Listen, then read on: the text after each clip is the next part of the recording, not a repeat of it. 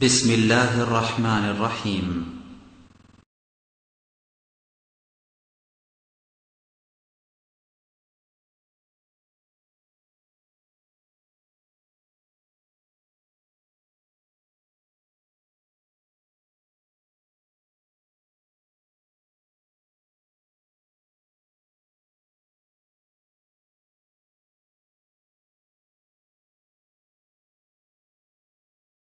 إن الحمد لله نحمده ونستعينه ونستغفره ونعوذ بالله من شرور أنفسنا وسيئات أعمالنا.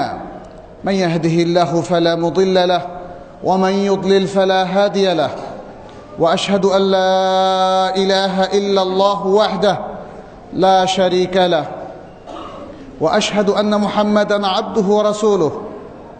يا أيها الذين آمنوا اتقوا الله حق تقاته ولا تموتن إلا وأنتم مسلمون. يا أيها الناس اتقوا ربكم الذي خلقكم من نفس واحدة وخلق منها زوجها وبث منهما رجالا كثيرا ونساء، واتقوا الله الذي تساءلون به والأرحام إن الله كان عليكم رقيبا. يا أيها الذين آمنوا اتقوا الله وقولوا قولا سديدا يصلح لكم أعمالكم ويغفر لكم ذنوبكم، ومن يطع الله ورسوله فقد فاز فوزا عظيما.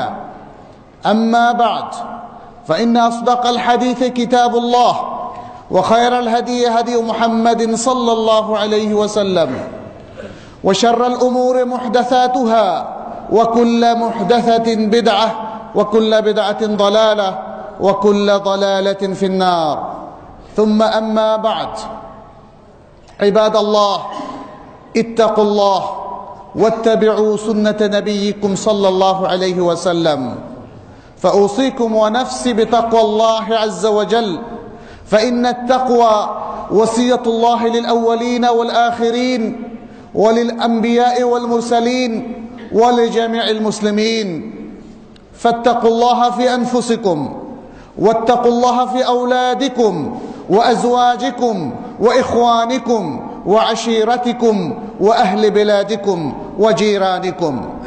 نسأل الله سبحانه وتعالى أن يتقبل منا صالح أعمالنا، وأن يجعلنا من عباده المتقين، ويجعلنا من عباده المؤمنين المخلصين.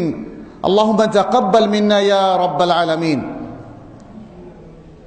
আজকের এই জুমাবারে সমবেত সম্মানিত মুসল্লি ভাই বোনেরা, আল্লাহ রাব্বুল আলামিনের শুকরিয়া জ্ঞাপন করছি, যিনি আমাদেরকে ঈমান এবং ইসলামের মতো অত্যন্ত গুরুত্বপূর্ণ এবং আমাদের জীবনের সবচেয়ে মূল্যবান সম্পদ আমাদেরকে দিয়েছেন। আলহামদুলিল্লাহ। ঈমান এবং ইসলাম আমাদের সবচেয়ে বড় সম্পদ, একজন মুসলিমের জীবনের সবচেয়ে বড় সম্পদ। দুনিয়ার আর কোনো সম্পদ এর সমান হতে পারে না, বরং এই দুনিয়া বা দুনিয়ার চাইতে আরও বহু কিছু বড় যদি হয়, বহু গুণে বৃদ্ধিপ্রাপ্ত হয়, সেটিও ঈমান এবং ইসলামের সমকক্ষ হতে পারে না। এই বিষয়টি আমাদের জানা থাকা খুবই প্রয়োজন। সচেতনভাবে সবসময় আমাদের চিন্তা চেতনায় এ বিশ্বাস বহন করা খুবই প্রয়োজন।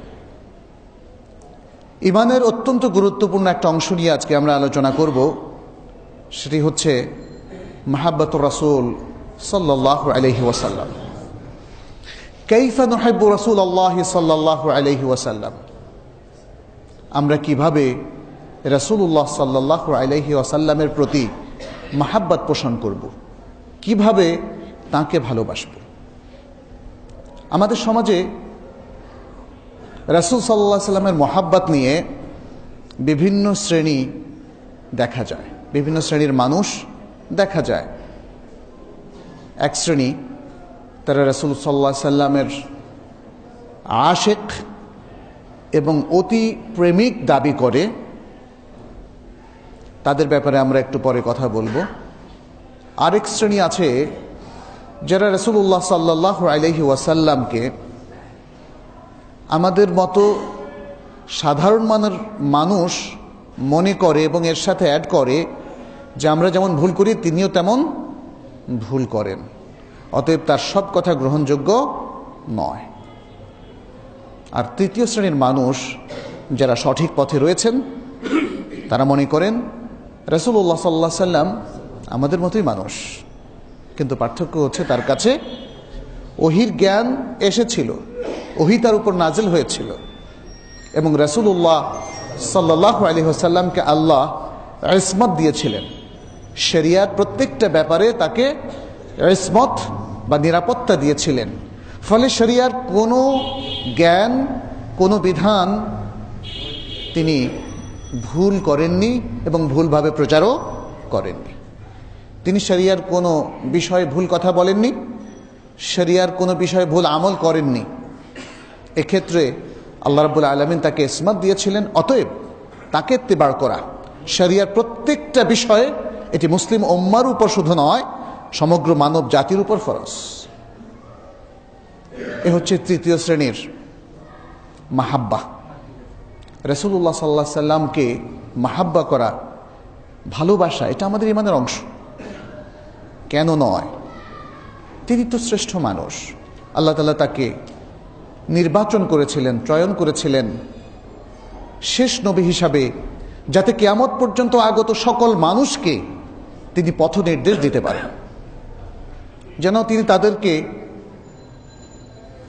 পথ দেখিয়ে দিতে পারেন, রাস্তা দেখিয়ে দিতে পারেন, কোনটি ভালো এবং কোনটি মন্দ সেটি বর্ণনা করে দিতে পারেন, যেন তিনি উম্মার প্রত্যেক লোককে দিনের মতো উজ্জ্বল আলোর মধ্যে রেখে যেতে পারেন, যেন তাদেরকে দলিলের ভিত্তিতে জীবন চলার পথ দেখিয়ে দিতে পারেন, যেন তাদেরকে ইয়াকিন শেখাতে পারেন, যেন কখনো কোনো মুসলিম কোনো ওয়াসওয়াসার মধ্যে না পড়ে, কখনো কোনো কনফিউশনের মধ্যে, সংশয়ের মধ্যে না পড়ে, কখনো বিভ্রান্তির অতল গহ্বরে তারা তলিয়ে না যায়।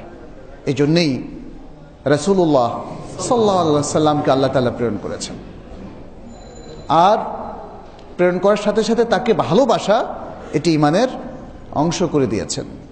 আপনাদের সাথে আল কোরআন থেকে এবং সুন্নাহ থেকে বেশ কিছু জিনিস আমরা শেয়ার করব ইনশাআল্লাহ।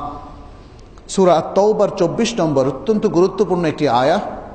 মহান আল্লাহ তাআলা এই আয়াতে ঘোষণা করেছেন, কুল ইন কানা আবাউকুম ওয়া আবনাউকুম ওয়া ইখওয়ানুকুম ওয়া আজওয়াজুকুম ওয়া আশীরাতুকুম ওয়া আমওয়ালুন ইকতারাফতুমুহা وتجارة تخشون كسادها ومساكن ترضونها أحب إليكم من الله ورسوله وجهاد في سبيله فتربصوا حتى يأتي الله بأمره والله لا يهدي القوم الفاسقين।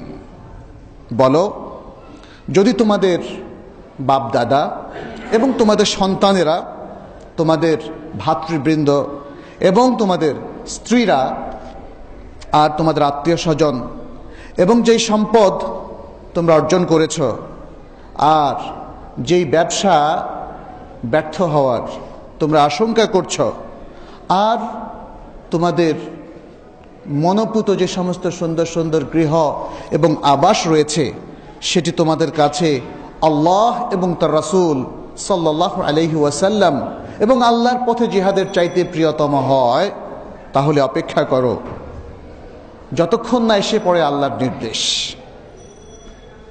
আর আল্লাহ যারা ফাসিক, সীমা লঙ্ঘনকারী সম্প্রদায়, তাদেরকে হেদায়েত করেন না, তাদেরকে পথ দেখান না। এটা আল্লাহ তাআলার পক্ষ থেকে একটা বড় ধরনের হুমকি। আমরা যেটা বলেছি, ঈমান হচ্ছে আমাদের সবচেয়ে বড় সম্পদ। আল্লাহ এবং তার রাসূলুল্লাহ সাল্লাল্লাহু আলাইহি ওয়াসাল্লামের প্রতি মাহাব্বা পোষণ করা, এটা আমাদের সবচেয়ে সিরিয়াস কাজ এবং এটা আমাদের ঈমানের অংশ। অতএব মাহাব্বাতুর রাসূল সাল্লাল্লাহু আলাইহি ওয়াসাল্লাম এটাও সবচেয়ে বড় সম্পদ।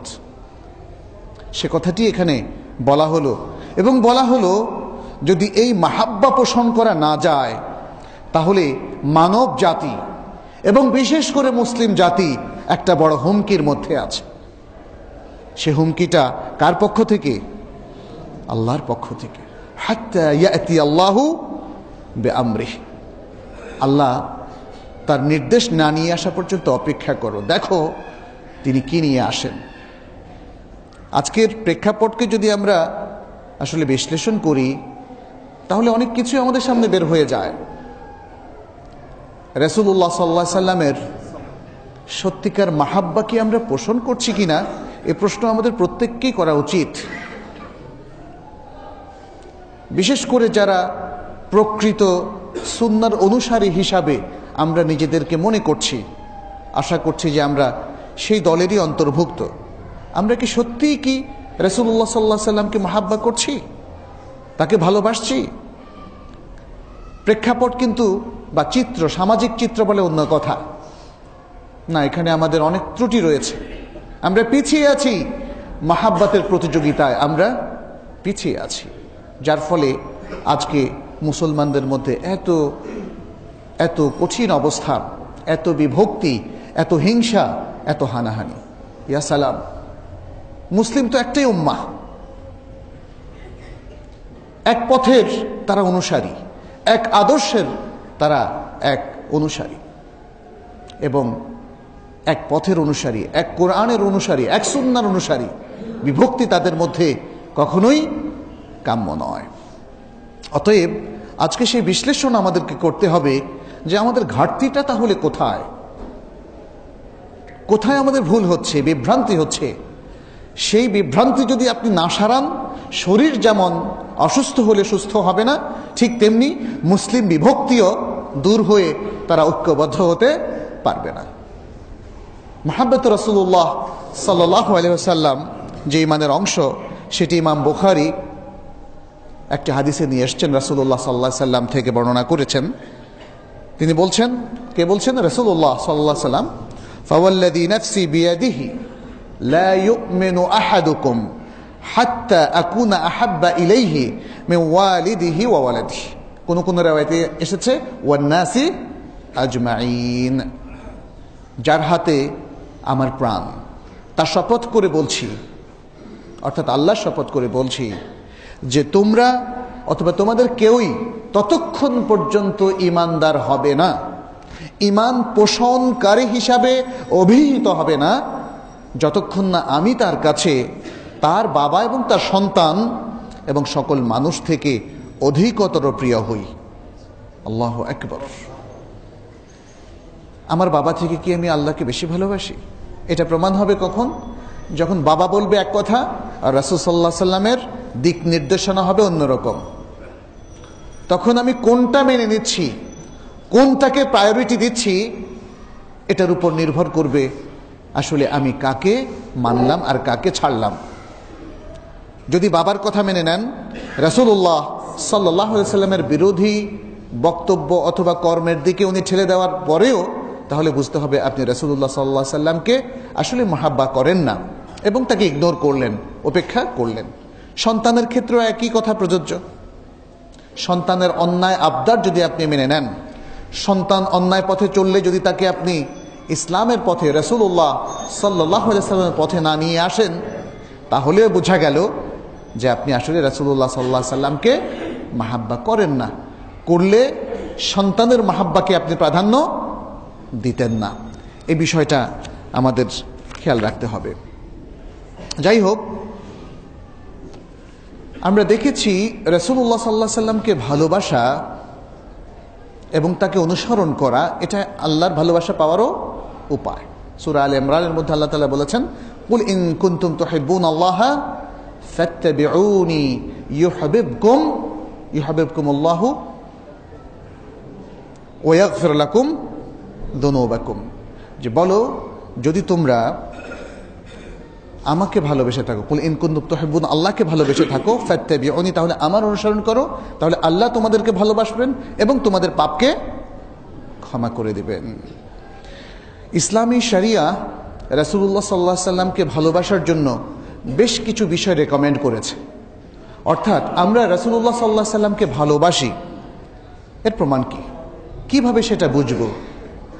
অথবা ঠিক আছে, আমাদেরকে বলা হলো যে তোমরা রাসূলুল্লাহ সাল্লাল্লাহু আলাইহি সাল্লামকে ভালোবাসো, কিভাবে ভালোবাসবো? তার দিক নির্দেশনা ইসলামই আমাদেরকে দিয়েছে। এর মধ্যে একটা হচ্ছে তাকে ভালোবাসার প্রথম কর্তব্য হচ্ছে তিনি যে বনি আদমের শ্রেষ্ঠ সন্তান, বনি আদমের মধ্যে শ্রেষ্ঠ ব্যক্তি, কদওয়া, রোল মডেল, এই বিশ্বাস দৃঢ়ভাবে পোষণ করা। আল্লাহ তাআলা বলছেন,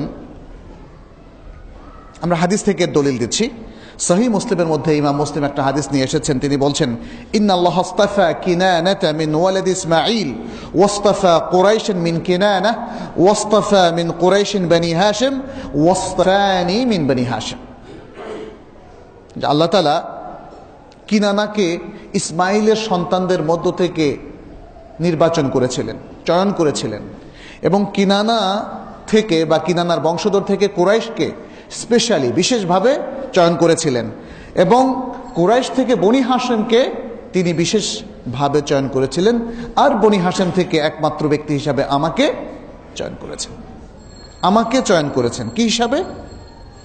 শেষ নবী হিসাবে এবং রাসূল হিসাবে। শেষ নবী এবং রাসূল হিসাবে তিনি আমাকে চয়ন করেছেন। এটার দ্বারা বোঝা গেল যে তাহলে পুরো মানব জাতির মধ্যে সবচেয়ে শ্রেষ্ঠতম ব্যক্তি হলেন রাসূলুল্লাহ সাল্লাল্লাহু আলাইহি ওয়াসাল্লাম। সহিহ মুসলিমের আরেকটি বর্ণনায় রাসূলুল্লাহ সাল্লাল্লাহু আলাইহি ওয়াসাল্লাম সেই ঘোষণা অহংকারবিহীন, অহংকার করা ছাড়াই, কোনো রকমের গৌরব প্রকাশ ছাড়াই তিনি উদ্ধৃতি দিয়েছেন, পেশ করেছেন। সেটা কি তিনি বলেছেন, আনা সাইয়্যিদু ওয়ালাদি আদম ইয়াউমাল কিয়ামাহ ওয়ালা ফখর ওয়া আউওয়ালু মান ইয়ানশাক্কু আনহুল কবরু ওয়া আউওয়ালু শাফিইন ওয়া আউওয়ালু মুশাফফাইন। আমি কিয়ামতের দিন বনি আদমের সর্দার। ওয়ালা ফখর, এতে অহংকারের কোনো বিষয় নেই। অর্থাৎ এই যে বক্তব্যটা দিলাম, এর মধ্যে অহংকার বোঝানো উদ্দেশ্য নয়, এটা হচ্ছে সত্য ইনফরমেশনটা দিয়ে দেওয়া। কারণ আমি যদি বলি বা আমাদের কেউ যদি এখানে বলে যে আপনাদের মধ্যে আমি সবচেয়ে ভালো, এটা বলার অপেক্ষা রাখে না, এটা অহংকারের কথা, এটা গর্বের কথা। যাতে এই ধরনের কোনো চিন্তা আমাদের মধ্যে না আসে, সেজন্য রাসূলুল্লাহ সাল্লাল্লাহু আলাইহি ওয়াসাল্লাম বলে দিলেন কি, ওয়ালা ফখর। না, এখানে ফখরের বিষয় নয়, this is the truth, this is the information. এটাই হলো সত্য কথা, এটাই হলো তথ্য যা ওহী মারফত আমাকে জানানো হয়েছে, আমাকেই সেদিনকার সর্দার করা হয়েছে। আর আমি হচ্ছি প্রথম ব্যক্তি যার কবরটা প্রথম বিভক্ত হবে বা উন্মুক্ত হবে, আর আমি হচ্ছি প্রথম শাফাআতকারী, এবং আমি হচ্ছি ওই ব্যক্তি যার শাফাআত সর্বপ্রথম কবুল করা হবে। শাফাআতের হাদিস থেকে সেটাও আমরা জানি, শাফাআতুল কুবরা কার মাধ্যমে সম্পাদিত হবে? আমাদের প্রিয় রাসূলুল্লাহ সাল্লাল্লাহু আলাইহি ওয়াসাল্লামের মাধ্যমে। তাহলে এই বিশ্বাস পোষণ করা অত্যন্ত দৃঢ়ভাবে যে আমাদের সবার মধ্যে শ্রেষ্ঠতম ব্যক্তি হচ্ছে রাসূলুল্লাহ সাল্লাল্লাহু আলাইহি ওয়াসাল্লাম। তিনি, বুখারীর আরও বিভিন্ন রিওয়ায়াত থেকে বোঝা যায় যে তিনি সব দিক থেকে শ্রেষ্ঠ ছিলেন। তিনি বলছেন, ইন্নী আতকাকুম লিল্লাহ, বলেছেন না, তোমাদের মধ্যে সবচেয়ে বেশি তাকওয়া আমার মধ্যে আছে, আমি তাকওয়ার অনুসারী। ওই যে তিন ব্যক্তির যে হাদিসটা সেখানে বলা হয়েছে, এটা খুব জরুরি। আমরা এই পয়েন্টটা প্রথমে নিয়ে এসেছি আমাদের সবার উদ্দেশ্যে পেশ করার জন্যে, যেটা খুব জরুরি। আজকে দেখা যায় আমাদের সন্তানেরা, আমাদের তরুণরা, তরুণ ভাই বোনেরা, তারা রোল মডেল হিসাবে রাসূলুল্লাহ সাল্লাল্লাহু আলাইহি সাল্লামকে বাদ দিয়ে অন্যদেরকে নির্ধারণ করে। ইয়া সালাম, রাসূলুল্লাহ সাল্লাল্লাহু আলাইহি সাল্লামের চাইতে আর শ্রেষ্ঠ কি কেউ থাকতে পারে? ক্রিকেটের একজন প্লেয়ার কি তার চাইতে শ্রেষ্ঠ হতে পারেন? অথবা যিনি গান করেন, কিংবা যিনি নাটক করেন, সিনেমা করেন, অথবা অন্য যে কোনো ফিল্ডের, হকি, অন্য যে কোনো খেলার জগতের মানুষ, তারা কি রাসূলুল্লাহ সাল্লাল্লাহু আলাইহি সাল্লামের চাইতে শ্রেষ্ঠ হতে পারে? তাহলে কেন আমাদের সন্তানেরা তাদেরকে রোল মডেল হিসাবে নিচ্ছে? কেন বলছে তিনি আমার কাছে আদর্শ? অথচ মহান আল্লাহ তাআলা কোরআনে বলে দিয়েছেন, লাকাদ কানা লাকুম ফি রাসূলিল্লাহি উসওয়াতুন হাসানাহ, রাসূলুল্লাহর মধ্যে তোমাদের জন্য রয়েছে সবচেয়ে উত্তম আদর্শ। এটা খুব জরুরি যে আমরা আমাদের প্রত্যেক সন্তানকে শেখাবো যে এই জগতের সবচেয়ে শ্রেষ্ঠ ব্যক্তি হচ্ছেন রাসূলুল্লাহ সাল্লাল্লাহু আলাইহি ওয়াসাল্লাম। এবং এটাও শেখাবো যে তারা জীবনের সকল পর্যায়ে, প্রত্যেকটা ক্ষেত্রে, প্রত্যেকটা বয়সে তারা যেন রাসূলুল্লাহ সাল্লাল্লাহু আলাইহি ওয়াসাল্লামকেই রোল মডেল হিসাবে গ্রহণ করে। দ্বিতীয় যে বিষয়টি সেটি হচ্ছে সকল ক্ষেত্রে রাসূলুল্লাহ সাল্লাল্লাহু আলাইহি ওয়াসাল্লামের সাথে আদব এবং শিষ্টাচার মেনটেন করা, অর্থাৎ তার প্রতি আমাদের যে হক, অন্য কথা আমরা বলতে পারি হুকুক আল উম্মাহ আলা নবী সাল্লাল্লাহু আলাইহি ওয়াসাল্লাম। নবী সাল্লাল্লাহু আলাইহি ওয়াসাল্লামের উপর উম্মার কি দায়িত্ব, কি অধিকার, কি আদব, কি শিষ্টাচার পোষণ করা উচিত, সে বিষয়টি হচ্ছে আমাদের রাসূল সাল্লাল্লাহু আলাইহি ওয়াসাল্লামকে মহাব্বতের দ্বিতীয় বিষয়। অর্থাৎ তার প্রতি আদব এবং শিষ্টাচার রক্ষা করতে হবে। আমাদের উপর অর্পিত তার যে অধিকারগুলো আছে সেগুলো কমপ্লিট করতে হবে, সেগুলো পরিপূর্ণ করতে হবে। রাসূলুল্লাহ সাল্লাল্লাহু আলাইহি ওয়াসাল্লামের অধিকার তাকে দিতে হবে। আমরা কি দিচ্ছি কিনা সে বিষয়টা আজকে আমাদের একটু পর্যালোচনা করা প্রয়োজন। এই অধিকারগুলোর মধ্যে একটা হচ্ছে উপযুক্ত বাক্য দ্বারা তার প্রশংসা করা। আল্লাহ তাআলা সূরা আল আহজাবের 56 নম্বর আয়াতে বলেছেন, ইন্নাল্লাহা ওয়া মালাইকাতাহু ইউসাল্লুনা আলান নবী ইয়া আইয়ুহাল্লাযীনা আমানু সাল্লু আলাইহি ওয়া সাল্লিমু তাসলিমা। নিশ্চয়ই আল্লাহ এবং তার ফেরেশতাগণ নবীর উপর সালাত প্রেরণ করেন। আল্লাহ এবং তার ফেরেশতারা নবীর উপর সালাত প্রেরণ করেন, অতএব হে ঈমানদাররা তোমরাও তার উপর সালাত এবং সালাম পেশ করো। আল্লাহর সালাতটা কি? আল্লাহর সালাহ হচ্ছে মালাউল আ'লা, ফেরেশতাদের সামনে রাসূলুল্লাহ সাল্লাল্লাহু আলাইহি ওয়াসাল্লাম প্রশংসা করা। চিন্তা করুন কি সম্মান আল্লাহ তাআলা তাকে দিয়েছেন। আল্লাহ তার উপর সালাত প্রেরণ করেন, অর্থ হচ্ছে তিনি ফেরেশতাদের সামনে নবী সাল্লাল্লাহু আলাইহি ওয়াসাল্লামের যত ভালো ভালো দিক আছে সেগুলোকে উল্লেখ করে তার প্রশংসা করেন। অনেকে অর্থ করেন এখানে আল্লাহ নবীর উপর দুরূদ পড়েন, ইয়া সালাম। অর্থটা যদি ভালো মতো না বোঝা যায় তাহলে কিন্তু আপনি আমলটা ঠিক মতো করতে পারবেন না। এই বিষয় নিয়ে বড় বড় উলামারা সবাই উল্লেখ করেছেন। ফাথুল বারিতে ইবনে হাজারও রাসূল সাল্লাল্লাহু আলাইহি ওয়াসাল্লামের উপর আল্লাহর সালাত এটা কীরকম সেটা নিয়ে দীর্ঘ আলোচনা করেছেন। মুহাক্কিক আলেমদের সবারই বক্তব্য হচ্ছে রাসূলুল্লাহ সাল্লাল্লাহু আলাইহি ওয়াসাল্লামের উপর আল্লাহর সালাত হচ্ছে আত-তানাউ ইনদাল মালাইল আ'লা। অতএব তারপরে তিনি নির্দেশ দিলেন যে তোমরাও হে ঈমানদাররা তার উপর সালাত সালাম পেশ করো। এই সালাত সালাম পেশ করো আমরা যদি বলি সাল্লাল্লাহু আলাইহি ওয়াসাল্লাম হয়ে যায়, অথবা দুরুদ ইব্রাহিম এই সালাতের মাধ্যমে যেটা সালাতের মধ্যে যেটা আমরা পড়ি সেটার মাধ্যমেও হয়ে যায়, এবং এর মধ্যে রাসূল সাল্লাল্লাহু আলাইহি ওয়াসাল্লামের প্রশংসাও হয়ে যায়। আচ্ছা, দ্বিতীয় যে বিষয়টি সেটি হচ্ছে রাসূল সাল্লাল্লাহু আলাইহি ওয়াসাল্লামের যে মর্যাদা, ফজিলত, বৈশিষ্ট্য, মুজিজা এবং সুন্নাহ রয়েছে এগুলোর বেশি বেশি আলোচনা করা। আজকে এগুলোর আলোচনা না করার কারণে মন থেকে উঠে গেছে। আর মানুষ একটা পর্ব বানিয়ে নিয়েছে রবিউল আউয়াল মাসে। রবিউল আউয়াল মাসের অনেক বিদআতি আমল আছে, কিন্তু সবচেয়ে ক্ষতির যে দিকটা হলো সেটা হলো অন্য সংস্কৃতির মানুষেরা পৃথিবীতে বিভিন্ন দিবস তারা নির্ধারণ করেছে, হয়তো তাদের ভালো উদ্দেশ্য আছে, কিন্তু আমরা তো অন্যদের উদ্দেশ্য নিয়ে নিজেদের উদ্দেশ্য বানাবো না। আমরা আমাদের কৃষ্টি, কালচার, আমাদের কোরআন সুন্নাহর মধ্যে দেখব যে সেটা কি চাচ্ছে, এর মাকাসেদটা কি, কোরআন এবং সুন্নাহর অবজেক্টিভসটা কি।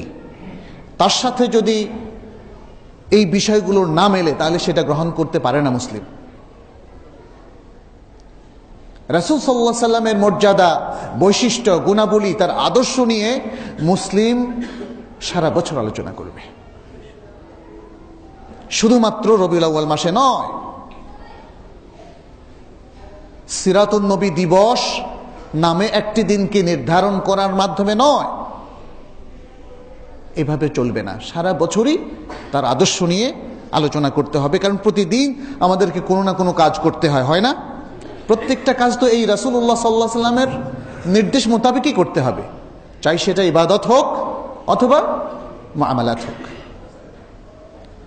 অন্য সংস্কৃতির ধারক বাহকরা তারা দেখা গিয়েছে বাবা দিবস, মা দিবস করেছে, কারণ তাদের সময় হয় না সবসময় মা বাবার প্রতি যে দায়িত্ব ইসলাম আরোপ করেছে সেটা পালন করার।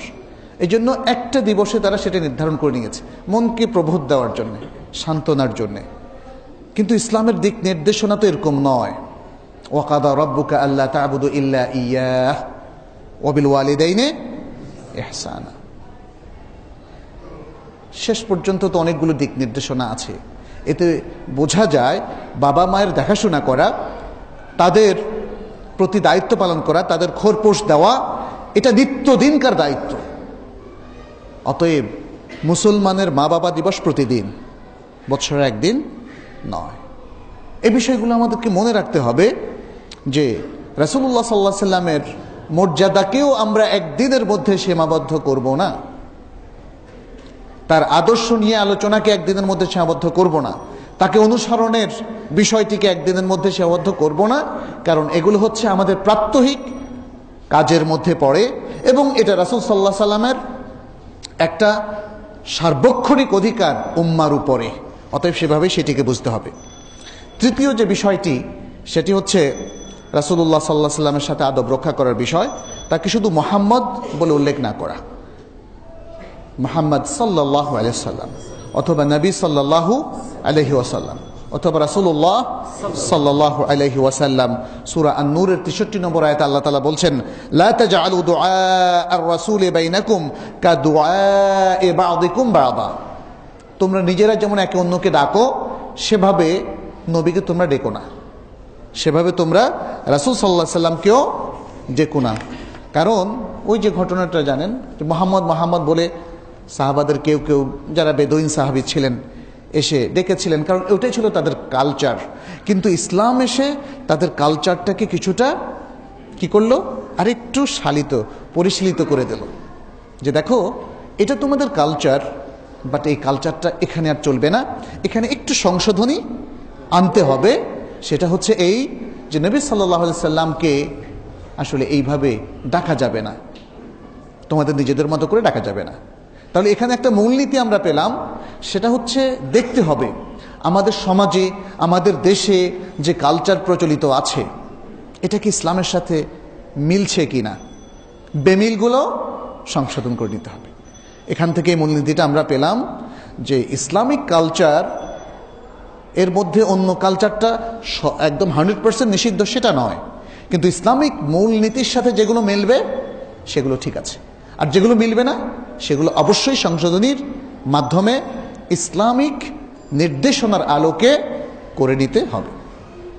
এরপর আরেকটি বিষয় হচ্ছে রাসূল সাল্লাল্লাহু আলাইহি সাল্লামের হাদিসের প্রতি আন্তরিক সম্মান প্রদর্শন।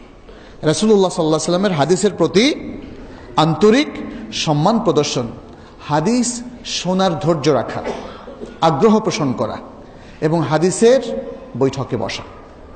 আমাদের মধ্যে একটা প্রবণতা হচ্ছে বেশি শুনলে বিপদ, বেশি জানলেও বিপদ।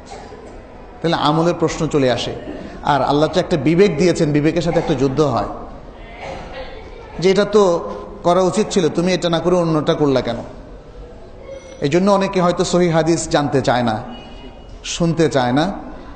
কারণ হলো শুনলেই তো একটা নিজের মধ্যেই একটা যুদ্ধ তৈরি হয়ে যায় ভেতরে, যে এই হাদিসটার কি জবাব দেব। অনেক সময় জবাব বের হয়ে যায়, কারণ তখন তো সহি যে কোনো চিন্তা ভাবনার বিরুদ্ধে যে জবাবটা বের হয় সেখানে শয়তান হেল্প করে। আর যদি জবাব বের করতে না পারে তাহলে যুদ্ধটা দীর্ঘায়িত হয়, যে আমি এই শুদ্ধ আমলটা কেন করছি না, কেন করছি না, কেন করছি না। এখানে আসলে পয়েন্টটা, যেখানে প্রবলেম, পয়েন্টটা হচ্ছে আসলে হাদিসের প্রতি সত্যিকারের আন্তরিক সম্মানবোধ কি আছে কিনা। আমাদের কিছু ঘাটতি আছে। কমনভাবে একটা জিনিস থাকা আর স্পেশালভাবে থাকার মধ্যে বেশ কম আছে।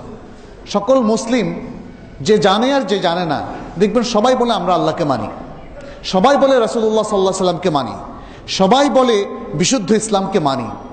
কিন্তু আনফরচুনেটলি এই বলার সাথে বাস্তবের কিন্তু সবখানে মিল খুঁজে পাওয়া যায় না। অনেকে এই দাবি করার পরেও দেখি যে তিনি হয়তো কোরআন বিরোধী কোনো অবস্থানে রয়েছেন, তিনি হয়তো সহিহ হাদিস বিরোধী কোনো অবস্থানে রয়েছেন, কিংবা কোরআন এবং সুন্নাহ বিরোধী কোনো আমল তিনি করেই যাচ্ছেন, দাবিও ঠিক রাখছেন। একটা অদ্ভুত মিশ্রণ আমরা এখানে লক্ষ্য করি। কিন্তু এখানে আমরা বলবো এটা হচ্ছে ঘাটতি, এটা হলো ঘাটতি, রাসূলুল্লাহ সাল্লাল্লাহু আলাইহি ওয়াসাল্লামের প্রতি মহব্বতের ঘাটতি। তৃতীয় যে বিষয়টি সেটি হচ্ছে রাসূলুল্লাহ সাল্লাল্লাহু আলাইহি ওয়াসাল্লাম যে বিষয়গুলোকে সত্য বলে ঘোষণা করেছেন, উম্মাহকে জানিয়ে দিয়েছেন, সেটাকে সত্য প্রতিপন্ন করা, তাকে কোনোভাবেই অস্বীকার করা যাবে না, অবহেলা করা যাবে না এবং মিথ্যা প্রতিপন্ন করা যাবে না। কারণ কি? সূরা আন-নাজমের মধ্যে আল্লাহ তাআলা সেটা উল্লেখ করে দিয়েছেন। বিসমিল্লাহির রহমানির রহিম, ওয়ান নাজমি ইযা হাওয়া মা দাল্লা সাহিবুকুম ওয়া মা গাওয়া ওয়া মা ইয়ানতিকু আনিল হাওয়া ইন হুয়া ইল্লা ওয়াহয়ুন ইউহা। এখানে শেষ দুটো আয়াত, 3 এবং 4 নম্বর আয়াত। ওয়া মা ইয়ানতিকু আনিল হাওয়া, তিনি নিজের প্রবৃত্তি থেকে, ডিজায়ার থেকে, মন থেকে কোনো কথা বলেন না, যা বলেন সেটা হলো ওয়াহি। তিনি যা বলেন সেটা হলো ওয়াহি, ওহির আলোকেই তিনি কথা বলেন। আর আজকের এই আধুনিক যুগের জ্ঞান, বিজ্ঞান, চিন্তা, গবেষণা সব কিছু প্রমাণ করছে, সুদীর্ঘকাল ধরে 1400 বছর ধরে সব কিছু প্রমাণ করছে যে আসলেই রাসূলুল্লাহ সাল্লাল্লাহু আলাইহি ওয়াসাল্লামের ওহির আলোকেই কথা বলতেন।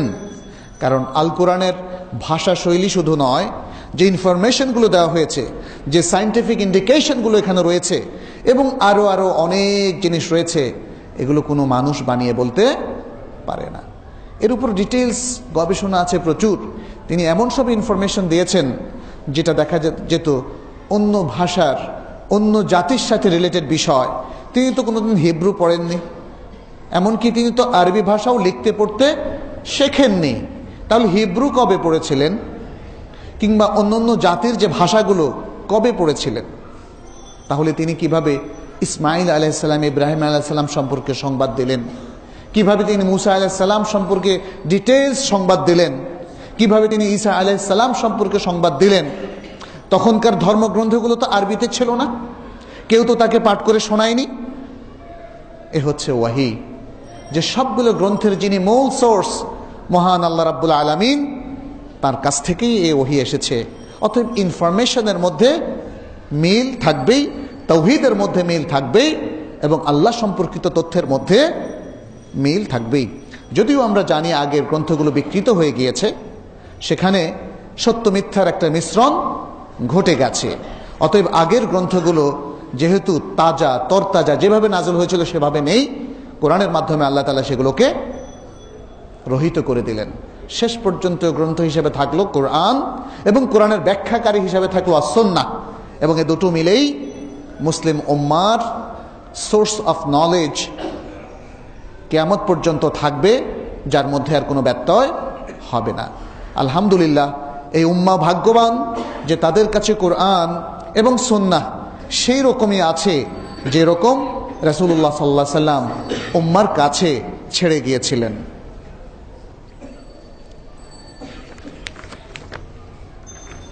চতুর্থ যে বিষয়টি সেটি হচ্ছে ইত্তিবাউর রাসূল। রাসূল সাল্লাল্লাহু আলাইহি সাল্লামকে ভালোবাসেন, দাবি করছেন, তাহলে তার ইত্তিবা করুন। কারণ রাসূল সাল্লাল্লাহু আলাইহি সাল্লামের মাহাব্বাহ এটা শুধু দাবির বিষয় নয়, মনে মনে পোষণ করার বিষয় নয় যে আমি রাসূল সাল্লাল্লাহু আলাইহি সাল্লামকে ভালোবাসি, কিন্তু কাজের ক্ষেত্রে দেখা গেল আপনি সবটাই তিনি যা বলেছেন তার উল্টোটা করেছেন। ইত্তিবাউর রাসূল, রাসূল সাল্লাল্লাহু আলাইহি সাল্লামকে ভালোবাসার সবচেয়ে বড় নিদর্শন। আল্লাহ তাআলা সূরা আল আহজাবের 21 নম্বর আয়াতে বলেছেন, যেটা একটু আগে আমরা আপনাদের সামনে পেশ করেছি, লাকাদ কানা লাকুম ফি রাসূলিল্লাহি উসওয়াতুন হাসানাহ লিমান কানা ইয়ারজুল্লাহা ওয়াল ইয়াউমাল আখির ওয়া যাকারাল্লাহা কাসীরা। নিশ্চয়ই রাসূলুল্লাহর মধ্যে তোমাদের জন্য রয়েছে উত্তম আদর্শ, তোমাদের মধ্য থেকে যারা আল্লাহ এবং রাসূলুল্লাহর প্রত্যাশা করে, আখিরাত দিবসে, তোমাদের মধ্য থেকে যারা আল্লাহ এবং আখিরাত দিবসের প্রত্যাশা করে এবং আল্লাহকে বেশি বেশি স্মরণ করে। তাহলে এখানে বোঝা গেল উত্তম আদর্শ তখনই হয় যখন তার অনুসরণ করা হয়। রোল মডেল বা আদর্শ হিসাবে যাদেরকে গ্রহণ করা হয়, আপনারা দেখুন আমাদের তরুণরা করছেটা কি। একজন প্লেয়ার ঝুঁটি বাঁধলো, সেও ঝুঁটি বাঁধলো, চুলের কাটিংটা দেখেন করে ফেললো, অথচ কোনো খেলোয়াড় অথবা সেলিব্রিটি কিন্তু বলেনি, হে আমার ভক্ত তরুণ তরুণীরা, আমি যেরকম চলছি, আমার চুলের কাটিং যেমন, আমার পোশাক যেমন, তেমনই করো। এটা করা তোমাদের উপর ওয়াজিব বলেছে কেউ? বলেনি। কোনো রকম ইন্সপিরেশন ছাড়াই যে যাকে রোল মডেল হিসেবে ভাবছে, সে তার পোশাক, তার চলন বলন, কথার স্টাইল, ঠোঁট বাঁকা করে যদি কথা বলে, সেটা পর্যন্ত অনুসরণ করা হচ্ছে। তাহলে রাসূলুল্লাহ সাল্লাল্লাহু আলাইহি সাল্লামকে যারা মাহাব্বা করেন তাদের কি করা উচিত? রাসূল সাল্লাল্লাহু আলাইহি সাল্লাম তো একটা শরিয়া নিয়ে এসেছেন, এবং সেই শরিয়ার মূল বক্তব্য হলো তাকে অনুসরণ করাটা ফরজ। এতটুকু জানার পরেও যদি আজকে আমাদের মুসলিম উম্মার ভাইয়েরা, তরুণ তরুণীরা, বোনেরা, তারা যদি রাসূল সাল্লাল্লাহু আলাইহি সাল্লামকে অনুসরণ না করে, তাহলে এর চাইতে আফসোসের বিষয় আর হতে পারে না। আল কোরআনের মধ্যে আল্লাহ তাআলা আরো বলেছেন, মাইয়ুতির রাসূলা ফাকাদ আতা আল্লাহ ওয়া মান তাওয়াল্লা ফামা আরসালনাকা আলাইহিম হাফিযা। রাসূলকে যারা অনুসরণ করে তারা মূলত আল্লাহকে অনুসরণ করলো, আর যারা ফিরে যায় তাহলে আপনাকে তাদের উপর আমরা তত্ত্বাবধায়ক নির্ধারণ করিনি, পরিচালক নির্ধারণ করিনি। এখানে রাসূল সাল্লাল্লাহু আলাইহি সাল্লামকে সান্ত্বনা দেওয়া হয়েছে, মানুষকে জানিয়ে দেওয়া হয়েছে তার অনুসরণ করা ফরজ। যেহেতু আল্লাহর অনুসরণ করা ফরজ, রাসূলুল্লাহ সাল্লাল্লাহু আলাইহি সাল্লাম অনুসরণের মাধ্যমে আল্লাহরই অনুসরণ হয়ে যায়। আর কোনো কারণে তারা যদি না করে, তাহলে এই দায়িত্ব আমাদের না, এই দায়িত্ব নবীর না, রাসূলুল্লাহ সাল্লাল্লাহু আলাইহি সাল্লামের না। অতএব এই দায়িত্ব তার উম্মতেরও না। তার উম্মতের দায়িত্ব হচ্ছে মানুষকে পৌঁছে দেওয়া, মানুষকে বুঝিয়ে দেওয়া। কিন্তু কেউ যদি বিরত থাকে, এটা তার ব্যাপার, তার শাস্তি বিধান করবেন কে? আল্লাহ। অতএব নিজেদেরকে আমরা বিচারকের ভূমিকায় কখনো নেব না, কিন্তু আমরা মানুষকে নাসিহা করব, মানুষকে পৌঁছে দেব, মানুষকে এডুকেট করব, প্রশিক্ষণ দান করব, যাতে তারা সত্যিকারভাবে এই মহান ব্যক্তির সাল্লাল্লাহু আলাইহি সাল্লামের তার অনুসারী হয়। সূরা আন-নিসার মধ্যে আল্লাহ তাআলা বলছেন, ইয়া আইয়ুহাল্লাযীনা আমানু আতিউল্লাহা ওয়া আতিউর রাসূলা ওয়া উলিল আমরি মিনকুম। হে ঈমানদার লোকেরা, তোমরা আল্লাহর আনুগত্য করো, রাসূলের আনুগত্য করো, এবং তোমাদের মধ্যে যারা উলুল আমর তার আনুগত্য করো। ফাইন তানাযাতুম ফি শাইইন, যদি তোমরা কোনো বিষয় ঝগড়া বিবাদে লিপ্ত হও, ফারুদ্দুহু ইলাল্লাহি ওয়ার রাসূল, তাহলে আল্লাহ এবং তার রাসূলের দিকে ফিরিয়ে দাও। ইন কুনতুম তুমিনুনা বিল্লাহি ওয়াল ইয়াউমিল আখির, যদি তোমরা আল্লাহ এবং শেষ দিবসের প্রতি ঈমান পোষণ করে থাকো। যালিকা খায়রুন ওয়া আহসানু তা'ওয়িলা, আর এটাই হচ্ছে উত্তম, এবং তা'ওয়িলের দিক থেকে এটাই হচ্ছে উত্তম তা'ওয়িল, উত্তম ব্যাখ্যা। তাহলে এখানে আল্লাহ এবং তার রাসূলের নিরঙ্কুশ আনুগত্যের কথা বলা হচ্ছে, আর উলুল আমরের আনুগত্য নিরঙ্কুশ হবে না। উলুল আমরের মধ্যে রয়েছেন মুসলিম উম্মার এবং মুসলিম খিলাফতের যারা কর্ণধার, প্রথমত তারা, আর দ্বিতীয়ত উলামায়ে কেরাম। তাদেরকে অনুসরণ করা হবে, কিন্তু শর্ত সাপেক্ষে। সেটি হচ্ছে আল্লাহ এবং তার রাসূল সাল্লাল্লাহু আলাইহি সাল্লামের ইতাআতের সাথে মিলে গেলে অনুসরণ করা হবে, আর যেখানে বিপরীত হবে সেখানে লা তাআতা লিমাখলুকিন ফি মাসিয়াতিল খালিক, আল্লাহর নাফরমানির ক্ষেত্রে আল্লাহর কোনো মাখলুকের আনুগত্য করা যাবে না। 5 নম্বর বিষয় হচ্ছে রাসূলুল্লাহ সাল্লাল্লাহু আলাইহি সাল্লামের সুন্নাতের বিধান দ্বিধাহীন চিত্তে মেনে নেওয়া। আমরা তো ইত্তেবার কথা বললাম, এখন কোরআন এবং সুন্নাহ, বিশেষ করে সুন্নাহটা কোরআনেরই আসলে ব্যাখ্যা। কোরআন সুন্নাহর মধ্যে কোনো বৈপরীত্য নেই।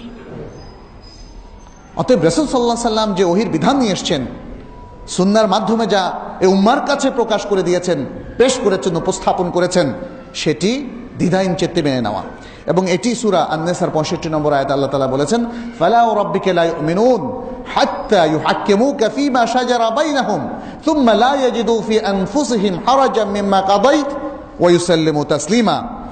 তোমার রবের কসম, তারা মুমিন হবে না যতক্ষণ না তারা তোমাকে তাদের মধ্যে বিদ্যমান ঝগড়ার বিষয়ে হাকিম এবং ফয়সালাকারী নির্ধারণ করে, এরপর তুমি যে ফয়সালা দিয়েছ সে ফয়সালার ব্যাপারে তারা তাদের অন্তরে কোনো দ্বিধা তারা পোষণ করে না এবং সর্বান্তকরণে মেনে নেয়। সুন্নাহর, সুবহানাল্লাহ, আজকের এই কথাগুলো আমরা শুধু ওয়াজি করে যাই, আর আমাদের শ্রোতারা শুধু শুনেই যায়। এটাকে উপলব্ধি করতে হবে। সম্মানিত উপস্থিতি, মুসল্লি ভাইয়েরা, বোনেরা, এটাকে উপলব্ধি করতে হবে। এটা যদি সত্যি আমরা বুঝতে পারি, তাহলে বুঝতে হবে যে সুন্নার কোনো বিধান যা আমার জানা ছিল না, অথবা এতদিন যা করে এসেছি তার বিপরীত কোনো সহি বিধান যদি আমার সামনে পেশ করা হয়, তাহলে উচিত হবে আমার নিজেকে সংশোধন করা, উচিত হবে দ্বিধাহীন চিত্তে সেই সুন্নাকে গ্রহণ করা। এখানে আমি তো অন্যটা শিখে এসেছি, এটা কোনো যুক্তি হতে পারে না। আমার বাবা আমাকে এভাবে শিখিয়েছেন, এটাও যুক্তি হতে পারে না। অথবা আমার পূর্বপুরুষদেরকে এভাবেই পেয়েছি, এটাও যুক্তি হতে পারে না। 6 নম্বর যে বিষয়টি, সেটি হচ্ছে রাসূলুল্লাহ সাল্লাল্লাহু আলাইহি ওয়াসাল্লামের পক্ষে অবস্থান নেওয়া, তাকে সাহায্য করা। অবস্থান নেওয়া মানে কি? তাকে সাহায্য করা। রাসূল সাল্লাল্লাহু আলাইহি ওয়াসাল্লামকে সাহায্য করার মানে কি? মানে তার সুন্নাহকে সাহায্য করা, তার সুন্নাহর পক্ষে অবস্থান নেওয়া। আল্লাহ তাআলা বলছেন, লিল ফুকারাইল মুহাজিরিন আল্লাযীনা উখরিজু মিন দিয়ারিহিম ওয়া আমওয়ালিহিম ইয়াবতাগুনা ফাদলান মিনাল্লাহি ওয়া রিদওয়ানা ওয়া ইয়ানসুরুনা আল্লাহ ওয়া রাসূলাহু উলাইকা হুমুস সাদিকুন। যে সমস্ত মুহাজির ফকিররা, যাদেরকে তাদের ঘর বাড়ি এবং ধন সম্পদ থেকে বের করে দেওয়া হয়েছে, মক্কা থেকে বের করে দেওয়া হয়েছে, তারা আল্লাহর কাছে অনুগ্রহ এবং সন্তুষ্টি চায়, অনুগ্রহ এবং সন্তুষ্টি চায়, আর আল্লাহ এবং তার রাসূলকে তারা সাহায্য করে। ইয়া সালাম। তারা যদি রাসূল সাল্লাল্লাহু আলাইহি সাল্লামের সাথে না থাকতো, তাহলে তারা কিন্তু মক্কা থেকে যেতে পারতো না। তারা আল্লাহ এবং তার রাসূল সাল্লাল্লাহু আলাইহি সাল্লামের পক্ষ নেওয়ার কারণে,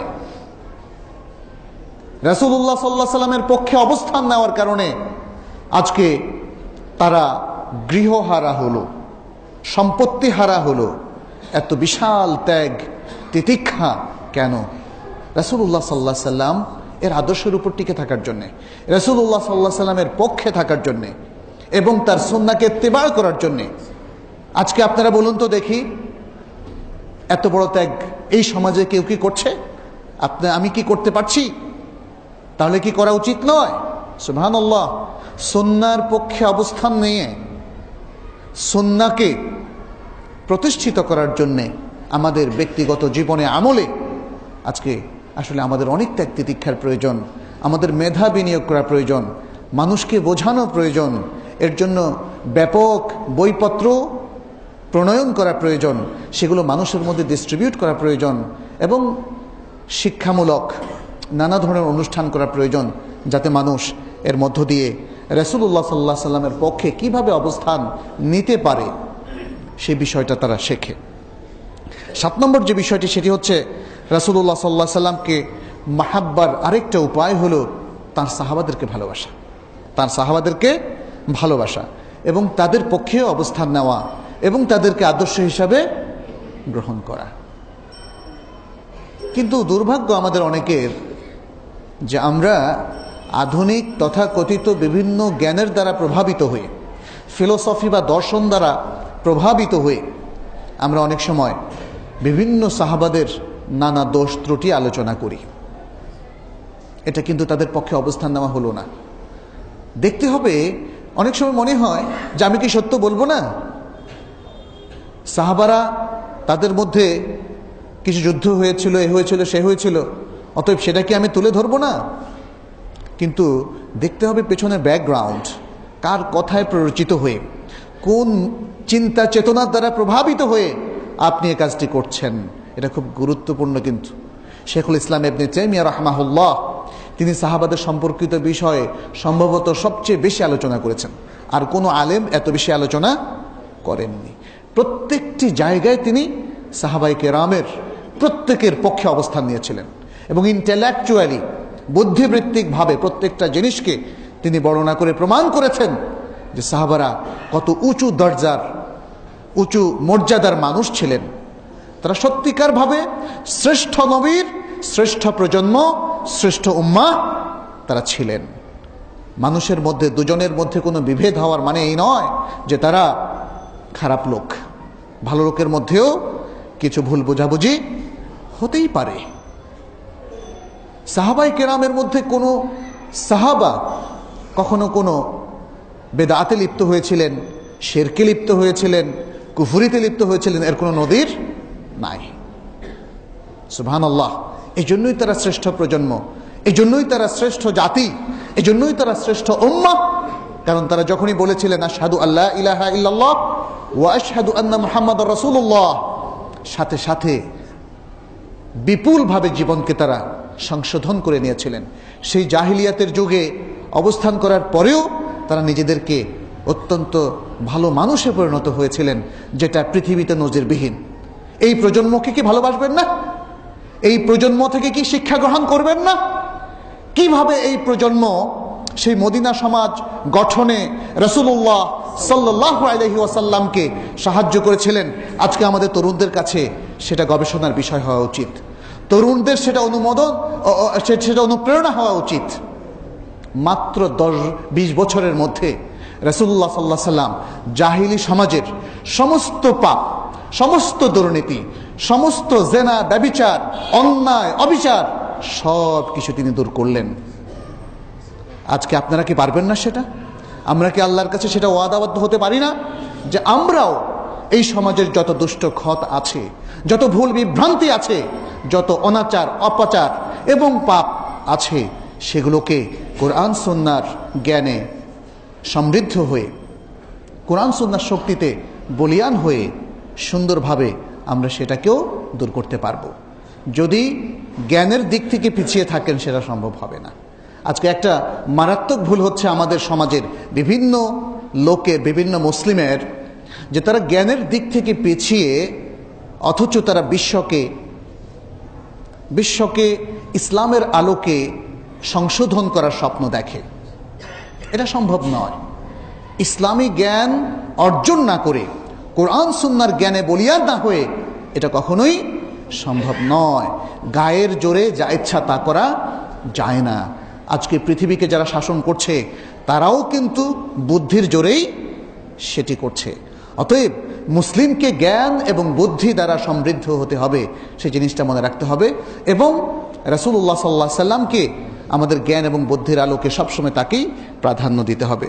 রাসূলুল্লাহ সাল্লাল্লাহু আলাইহি সাল্লামের সুন্নতের প্রচার এবং প্রসার, তাকে মাহাব্বা করার, এটা আরেকটা গুরুত্বপূর্ণ অনুষঙ্গ।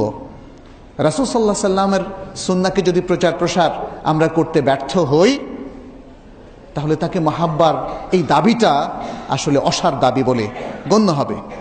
আজকে এই সমাজে কতটা সুন্নাহ প্রচলিত আছে এটা দেখার দরকার।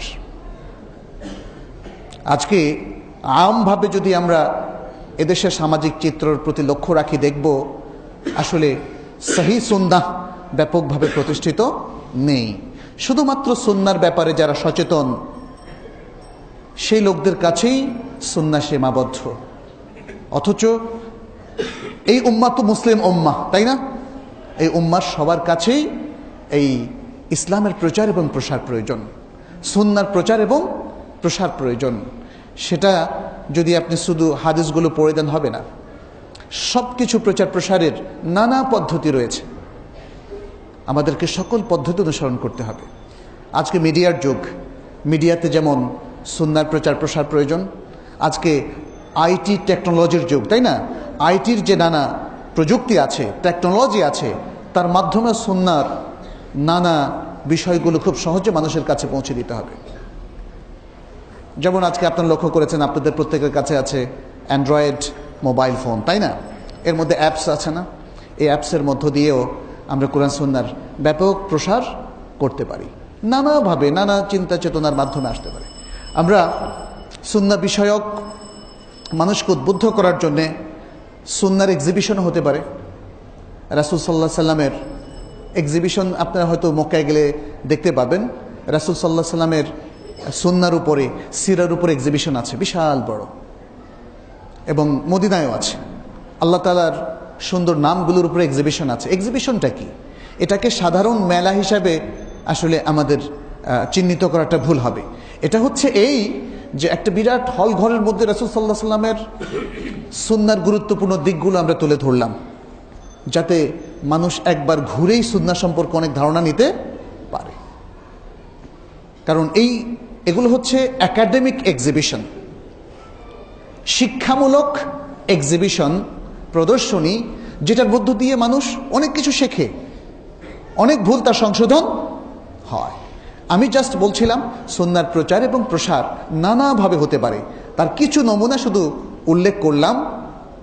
শুধু ট্র্যাডিশনাল চিন্তা ভাবনা করে বসে থাকলে আসলে সুন্নাহর প্রচার এবং প্রসার হবে না। আর এক্ষেত্রে অ্যাপ্রোচ একটি গুরুত্বপূর্ণ বিষয়, যে সমগ্র জাতির লোকদেরকে তাদের প্রতিও মহব্বত ভালোবাসা পোষণ করে মমতার সাথে এই জিনিসগুলো তাদের কাছে পৌঁছে দিতে হবে। যেভাবে আমাদের রাসূল সাল্লাল্লাহু আলাইহি সাল্লাম তিনি তায়েববাসীর ধ্বংস কামনা করেননি, তিনি মক্কাবাসীকে নিশ্চিহ্ন করে দিতে পারতেন বিজয়ের দিন, কিন্তু তাও করেননি। তার আশা ছিল এরা তো বোঝে না, এদের তো জ্ঞান নেই, অতএব তাদেরকে জ্ঞান দ্বারা সমৃদ্ধ করতে হবে, বুদ্ধি দ্বারা তাদেরকে প্রভাবিত করতে হবে। এবং তাই হয়েছিল, তাই হয়েছিল। শেষ পর্যন্ত তায়েববাসী মক্কাবাসী লোকেরা ইসলামের জ্ঞানের সুশীতল ছায়ায় তারা আশ্রয় নিয়েছিল। ইসলামিক জ্ঞান দ্বারা প্রভাবিত হয়ে তারা সোনালী অধ্যায় রচনা করেছিল হিজাজের জন্যে, আরব ভূখণ্ডের জন্যে, সমগ্র বিশ্বের জন্য তারা একটা সোনালী অধ্যায় রচনা করেছিল। আসুন আমরাও রাসূল সাল্লাল্লাহু আলাইহি সাল্লামকে ভালোবাসার মাধ্যমে এই জিনিসগুলো বুঝে নিয়ে আমাদের জীবনের, আমাদের সমাজের এবং বিশ্ববাসীর জন্য একটা সোনালী অধ্যায় রচনা করি। আল্লাহ আমাদেরকে তৌফিক দান করুন। আকুলু কাউলি হাদা ওয়া আস্তাগফিরুল্লাহ লি ওয়া লাকুম ওয়া লিসাইরিল মুসলিমিন ইন্নাহু হুয়াল গফুরুর রাহিম।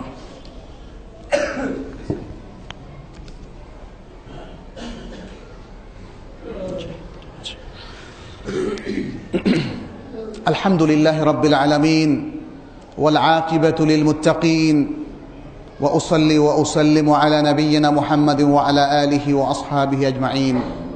মা'শারাল মুসলিমিন ইত্তাকুল্লাহ ওয়া আখলিসু নিয়্যাতাকুম ওয়াত্তাবিউ সুন্নাতা নাবিয়্যিকুম ওয়া কুমু লিল্লাহি কানিতিনা মুখলিসিনা মুত্তাকিন। নাসআলুল্লাহ সুবহানাহু ওয়া তাআলা আন ইয়াতাকাব্বাল মিন্না সালিহা আ'মালিনা ওয়া আন ইয়াজআলানা মিন ইবাদিহিল মুত্তাকিন। সম্মানিত উপস্থিতি, আমরা সময় কম কিন্তু খুব সংক্ষেপে আরও দু একটি বিষয় আপনাদের সামনে একটু তুলে ধরতে চাই। যেটা বলেছিলাম, আরও দুটো শ্রেণী আছে।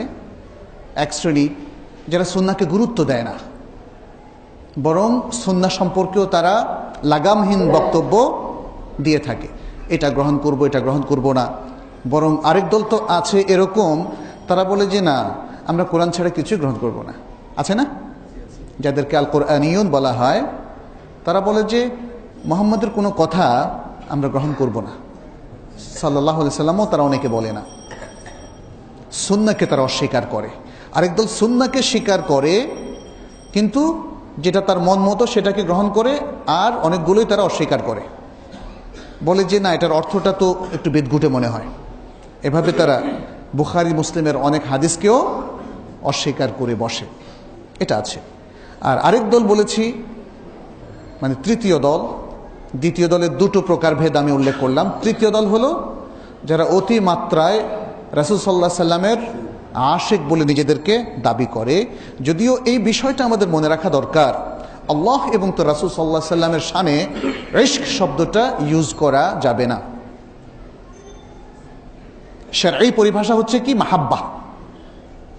সারা দুনিয়া চষে ফেললেও আপনি কোথাও কোরআন এবং সুন্নাহর কোথাও ইশক শব্দটা আপনি পাবেন না। কারণ ইশক হচ্ছে স্বামী স্ত্রীর সম্পর্কের মতো একটা বিষয়। সেখানে ভালোবাসা আছে, আবার যৌনতাও আছে। ফলে সেই ভালোবাসাটা আমরা আল্লাহ এবং রাসূলের ক্ষেত্রে প্রয়োগ করতে পারি না। যদিও আমাদের এই উপমহাদেশে উর্দু ভাষী কিংবা বাংলা ভাষী অনেকেই সেটা ব্যবহার করেছেন, সেটা হয়তো তারা খেয়াল করেননি। কিন্তু আমরা ইবনে তাইমিয়া রাহিমাহুল্লাহকে দেখেছি, তিনি বহু আগেই এ সম্পর্কে সতর্ক করেছিলেন উম্মাহকে, যে না, ইশক শব্দটা আল্লাহ এবং তার রাসূলের ক্ষেত্রে ইউজ করা যাবে না, ইউজ করতে হবে মাহাব্বা। এটা একটা কমন ওয়ার্ড সবার ক্ষেত্রে। আমি আমার মাকে মাহাব্বা করি, আমার বাবাকে ভালোবাসি, মাহাব্বা করি, আমার সন্তানকে করি, আমার মেয়েকে করি, আমার স্ত্রীকে করি, সকল মানুষকে করি। অতএব এটা হচ্ছে একটা কমন শব্দ যেটা সবার ক্ষেত্রে বলা যায়। আল্লাহকে মাহাব্বা করি, রাসূলুল্লাহকে মাহাব্বা করি, কোরআনকে সুন্নাহকে মাহাব্বা করি, এটা বলতে কোনো অসুবিধা নেই। কিন্তু ইশক শব্দটা সবার ক্ষেত্রে ইউজ করা যাবে না। যেভাবে প্রেমিক বা প্রেমিকা, এই শব্দটাও সবার সামনে ইউজ করা যাবে না, তাই না? মা বাবার সাথে এই শব্দটা ইউজ করা যাবে না। এটাই প্রমাণ করে যে শব্দটার ব্যবহার সীমিত এবং সীমাবদ্ধ। এই জিনিসটা কিন্তু বুঝতে হবে আমাদেরকে, কারণ আমরা দ্বীনের ব্যাপারে কথা বলছি। দ্বীনের প্রত্যেকটা বিষয় হচ্ছে আমানা, অতএব এখানে কোনো ধরনের খেয়ানত করা যাবে না। হয়তো কেউ বলবেন আমি তো চাইনি খেয়ানত করতে, কিন্তু আপনাকে সতর্ক হতে হবে, সতর্ক না হলে খেয়ানত হয়ে যেতে পারে। অতএব বিষয়টা খেয়াল রাখতে হবে।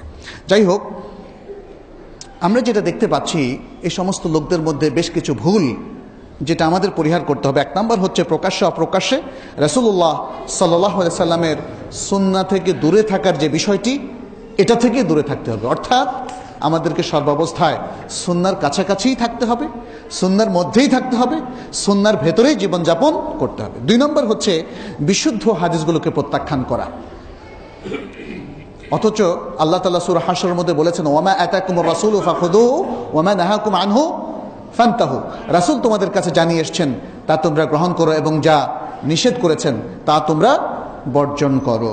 তাহলে যা নিয়ে এসেছেন তা গ্রহণ করাটা কি ফরজ। সহিহ ভাবে যা এসেছে সে আদর্শকে গ্রহণ করা ফরজ। কিন্তু এক্ষেত্রে এটা হতে পারে যে কোনো কোনো বিধান রাসূল সাল্লাল্লাহু আলাইহি সাল্লাম আমাদের জন্য অপশনাল করে দিয়েছিলেন। কোরআন অপশনাল করে দিয়েছিল। যেমন বলা হয়েছে ওয়াইদা হালালতুম ফাসতাদু, এর আগে বলা হয়েছে তোমরা মুহরিম অবস্থায় শিকার করো না, কিন্তু যখন হালাল হয়ে যাও এহরাম থেকে তখন তোমরা শিকার করো। এই নির্দেশটা কি ফরজ নাকি? এটা তো ফরজ না। তাহলে বোঝা যাবে যে কিছু কিছু নির্দেশ যখন আমরা ইন্ডিভিজুয়াল ক্ষেত্রে উল্লেখ করব সেটা ফরজ, নফল, মুস্তাহাব নানা রকম হতে পারে, কিন্তু মৌলিকভাবে সুন্নাহকে মানাটা ফরজ। একটা বিশুদ্ধ নির্দেশ যখন আসবে এটাকে মানাটা ফরজ। অতএব একদল যে বিশুদ্ধ হাদিস প্রত্যাখ্যান করছে এটা আসলে ভয়াবহ একটি বিষয়। রাসূল সাল্লাল্লাহু আলাইহি সাল্লামের সিরাত অনুসরণ থেকে অনেকে ফিরে আসছে, সেটা করা যাবে না। 4 নম্বর হচ্ছে তাদের মধ্যে যে জিনিসটা আমরা দেখি যে রাসূল সাল্লাল্লাহু আলাইহি সাল্লাম সম্পর্কে যখন আলোচনা করা হয় তখন মনোসংযোগ না করা এবং আগ্রহের সাথে শ্রবণ না করা, এটাও কিন্তু ডেঞ্জারাস ব্যাপার। এখন কারো কারো যদি ঘুম চলে আসে অবশ্য সেটা হয়তো করার কিছু নেই, আল্লাহ মাফ করবেন, কিন্তু খেয়াল রাখা উচিত, সচেষ্ট থাকতে হবে যে রাসূলুল্লাহ সাল্লাল্লাহু আলাইহি সাল্লামের সুন্নাহ নিয়ে যখন আলোচনা করা হয় তখন যেন আমি নিজের পুরো শক্তি দিয়ে যেন মনোসংযোগ করতে পারি। এখানে আল্লাহ তাআলা বলছেন, দেখেন সূরা আল হুজরাতের 2 নম্বরের মধ্যে, ইয়া আইয়ুহাল্লাযীনা আমানু লা তারফাউ আসওয়াতাকুম ফাওকা সাওতিন নবী ওয়া লা তাজহারু লাহু বিল কাওলি কাজাহরি বা'দিকুম বা'দা। হে ঈমানদার লোকেরা, তোমরা রাসূলুল্লাহ নবী সাল্লাল্লাহু আলাইহি সাল্লামের আওয়াজের উপর আওয়াজ বুলন্দ করো না এবং তোমরা তার সামনে জোরে কথা বলো না যেভাবে তোমরা একে অন্যের সামনে জোরে কথা বলে থাকো। তাহলে তার কথা শুনতে হবে মনোসংযোগের সাথে, এবং তার জীবদ্দশায় তার সামনে যেমন জোরে কথা বলা যাবে না, তার মৃত্যুর পরে তার সুন্নাহ নিয়ে যখন আলোচনা হয় তখনও অন্য কথা সংযোগ করা যাবে না। 5 নম্বর হচ্ছে সুন্নাহর যারা প্রকৃত অনুসারী তাদেরকে এরা ত্যাগ করে, তাদের গীবত করে এবং তাদের প্রতি উপহাস করে। এটা যারা সুন্নাহ বিরোধী অবস্থানে রয়েছে, অতএব সেটি করা যাবে না। মনে রাখবেন এটা ডেঞ্জারাস। আপনার মাহাব্বার বিরোধী অবস্থান, যারা সুন্নাহকে ভালোবাসে, সুন্নাহকে খুবই সিনসিয়ারলি মেনে চলে, তাদেরকেও আপনার ভালোবাসতে হবে। এটাই হচ্ছে রাসূলুল্লাহ সাল্লাল্লাহু আলাইহি ওয়াসাল্লামের প্রতি মাহাব্বাতের দাবি। নবী সাল্লাল্লাহু আলাইহি ওয়াসাল্লাম এর যে বৈশিষ্ট্য, তার যে গুণাবলী, তার যে মুজিজা, এ সম্পর্কেও এরা জ্ঞান রাখে না। অনেক সময় বরং নবী সাল্লাল্লাহু আলাইহি ওয়াসাল্লামের জীবনে ঘটেনি এমন মুজিজা তো নয়, এমন কারামত তারা অন্য মানুষের ব্যাপারে প্রয়োগ করে থাকে। ইয়াসালাম, রাসূল সাল্লাল্লাহু আলাইহি ওয়াসাল্লাম কি তার জীবদ্দশায় কাউকে জীবিত করেছিলেন? কিন্তু এই ধরনের গাল গল্প অনেক ওলি আউলিয়া সম্পর্কে বলা হয়, এবং নানা ধরনের ঘটনা বা কারামত এমনভাবে বলা হয়, আকাশে ওড়া, পানির নিচে চলা বা উপরে চলা, মানুষকে জীবিত করা ইত্যাদি বিষয়গুলো, এগুলো সুন্নাহ বিরোধী। মনে রাখতে হবে, একমাত্র মুসলিম যেটা বলেছি ইয়াকিনের উপর চলবে এবং বিশুদ্ধ কথা ছাড়া কোনোটাকেই সে গ্রহণ করবে না। দ্বীনের মধ্যে নানা বেদাত প্রচলন করা, এটা হচ্ছে তৃতীয় ক্যাটাগরির লোকদের কাজ। সুন্নাহর পাশাপাশি কিছু আমল প্রচলন করা, যে আমলগুলোকে ইবাদত হিসাবে পরিচয় করিয়ে দেওয়া হয়, যে আমলগুলোকে ইবাদত হিসাবে পরিচয় করিয়ে দেওয়া হয়, সেটার যদি সহিহ সুন্নাহ থেকে দলিল না থাকে, সেটা কি হবে? বেদাত হবে। এই বেদাতের পক্ষে থেকে, এই বেদাতের পক্ষে অবস্থান নিয়ে আসলে রাসূল সাল্লাল্লাহু আলাইহি সাল্লামের ভালোবাসা পোষণকারী হিসেবে নিজেকে দাবি করা যাবে না। এই বিষয়টা আমাদের মনে রাখতে হবে। একদল লোকের মধ্যে আমরা দেখি, এই তৃতীয় শ্রেণীর, সেটা হচ্ছে তারা রাসূল সাল্লাল্লাহু আলাইহি সাল্লাম সম্পর্কে বাড়াবাড়ি করে। বেশি ভালোবাসে তো, এই জন্য বেশি বাড়াবাড়ি করে। কি বলে? তিনি গায়েব জানেন, তিনি আল্লাহর দাতি নূরের তৈরি, বলে ইয়াদু বিল্লাহ, তিনি না হলে পৃথিবীর সৃষ্টি হতো না, ইত্যাদি ইত্যাদি আরো অনেক জাল বানোয়াট বক্তব্য তারা পেশ করে থাকে, যেটার পক্ষে আল্লাহ কোনো দলিল পেশ করেননি, নাজিল করেননি, এবং যেটার পক্ষে রাসূলুল্লাহ সাল্লাল্লাহু আলাইহি ওয়াসাল্লাম নিজেও কোনো বক্তব্য দেননি। রাসূল সাল্লাল্লাহু আলাইহি ওয়াসাল্লাম সম্পর্কে বাড়াবাড়ি করে আল্লাহর সমান যদি রুবুবিয়তের কোনো ক্ষেত্রে অথবা উলুহিয়াতের কোনো ক্ষেত্রে তাকে নিয়ে যাওয়া হয়, এটা হবে কি? এটা হবে শিরক। এটা ভালোবাসা নয়, এটা হবে শিরক। রাসূল সাল্লাল্লাহু আলাইহি ওয়াসাল্লামের উপর দুরূদ পাঠ না করা, এটা অবশ্য শুধু তৃতীয় শ্রেণীর সাথে খাস না। অনেক গাফেল লোক আছে যারা ভালো কিন্তু গাফেল। রাসূল সাল্লাল্লাহু আলাইহি সাল্লামের নাম উচ্চারিত হলে তারা দুরূদ পাঠ করে না, অথচ এটা হলো আদব, এবং এটা আসলে বিশুদ্ধ মত হলো এটা হলো ওয়াজিব। অতএব আসুন আমরা রাসূল সাল্লাল্লাহু আলাইহি সাল্লামকে ভালোবাসার যে দাবি করি, তাহলে কিভাবে ভালোবাসবো সেটা যেহেতু জানলাম, আগেও আমাদের জানা ছিল, কিন্তু আজকে হয়তো জিনিসটা আরও ব্যাপকভাবে জানলাম। আমরা সেই কাজগুলো করি যাতে প্রমাণিত হয়, আল্লাহর কাছে প্রমাণিত হয়, পৃথিবীর মানুষের কাছে দরকার নেই, যে আমরা আসলে আল্লাহ এবং তার রাসূল সাল্লাল্লাহু আলাইহি সাল্লামকে ভালোবাসি। আর ভালোবাসার বিপক্ষে যে কাজগুলো, এগুলো প্রত্যেকটাকে সুনিশ্চিতভাবে আমাদের ত্যাগ করতে হবে। তাহলেই সত্যিকারের ভালোবাসা প্রতিষ্ঠিত হবে, এবং কোরআন সুন্নাহ মেনে চলার যে বারাকা, যে প্রফিট দুনিয়া এবং আখিরাতে, সেটা আমরা অর্জন করতে পারবো। আল্লাহ আমাদের সবাইকে তৌফিক দান করুন। আল্লাহ আমাদের সবাইকে কোরআন এবং সুন্নাহ ভিত্তিক চলার তৌফিক দান করুন। রাসূল সাল্লাল্লাহু আলাইহি সাল্লামের প্রতি পূর্ণ মাহাব্বা পোষণ করার তৌফিক দান করুন।